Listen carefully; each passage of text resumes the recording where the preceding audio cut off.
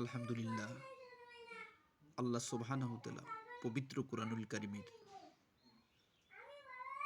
এভাবে বলতেছেন যে ইন্নাল্লাহা আশতারা মিনাল মুমিনিনা আনফুসাহুম ওয়া আমওয়ালাহুম বিআন্না লাহুমুল জান্নাহ।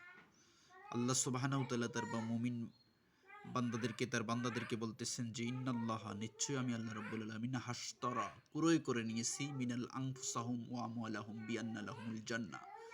আমি আল্লাহ সুবহানাহু ওয়া তাআলা আমার বান্দাদের কাছ থেকে ক্রয় করে নিয়েছি তাদের জান মাল। এজন্যই ক্রয় করেছি যে আমি আল্লাহ সুবহানাহু ওয়া তাআলা তাদেরকে জান্নাত দিব এর বিনিময়ে। সুতরাং আপনার জান, আপনার মাল এটা আপনার না, আপনার রবের।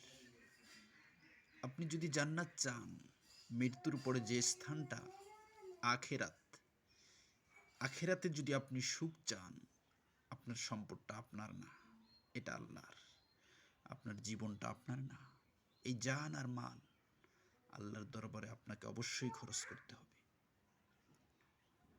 যদি আখেরাতটা আপনি সুখের স্থান জান্নাত চান, অবশ্যই আপনার এই জিন্দিগিটা আল্লাহর কাছে ব্যয় করতে হবে।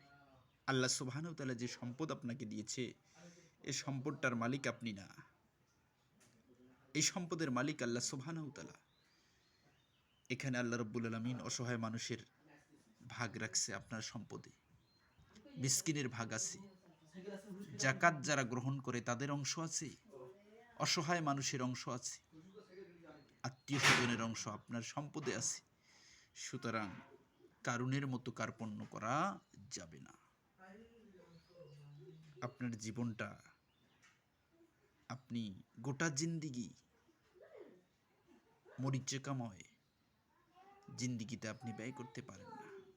আল্লাহর পথে আপনার জীবনটা ব্যয় করতে হবে। আল্লাহ রাসূল সাল্লাল্লাহু আলাইহি ওয়াসাল্লামের তরিকায় আপনার জিন্দিগিটা পরিচালনা করতে হবে। যদি আপনি শেষ ঠিকানা যদি জান্নাত চান, তাহলে